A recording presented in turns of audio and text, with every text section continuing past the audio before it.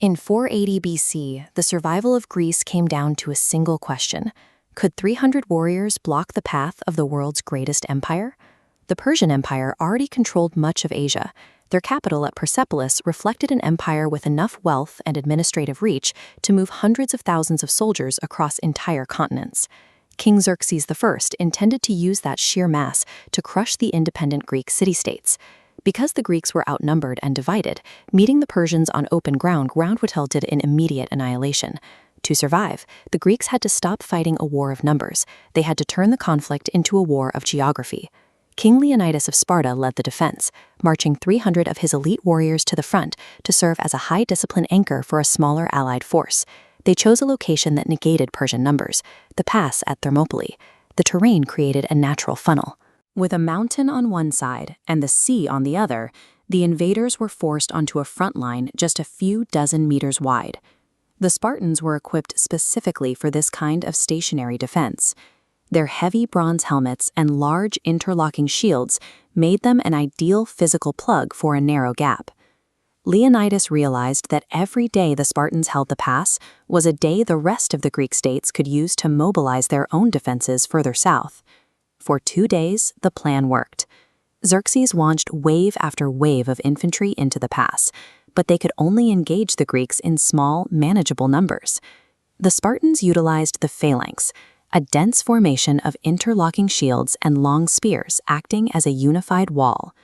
Because the mountain and sea prevented flanking, the invaders were forced into a frontal meat grinder where superior numbers were useless. Even Xerxes' most elite troops couldn't break the line.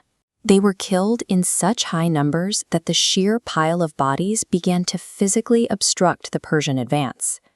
As long as the Spartans held their position, the geography of the pass made the Greek defense practically invincible. The stalemate broke when a local man named Ephialtes told the Persians about a goat path through these mountains.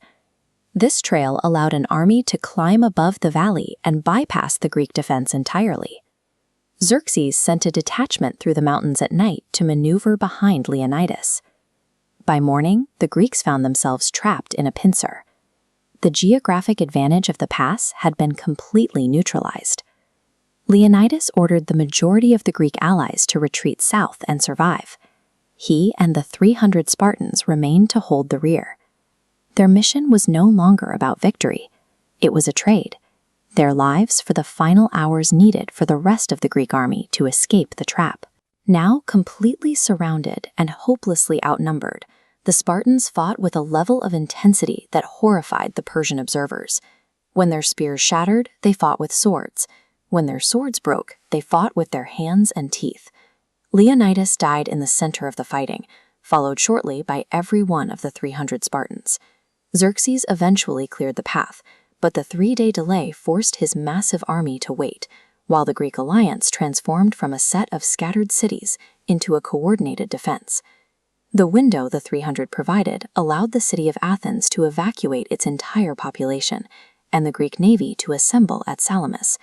By the time Xerxes reached the south, he found empty cities and a unified fleet waiting for him at sea. Weeks later, the Greek navy utilized that preparation time to trap and destroy the Persian fleet at the Battle of Salamis.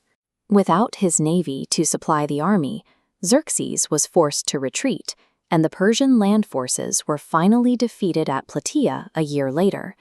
The 3 days fought at the pass dictated the rest of the conflict, allowing Greece to choose the time and place of the final battles that drove the Persian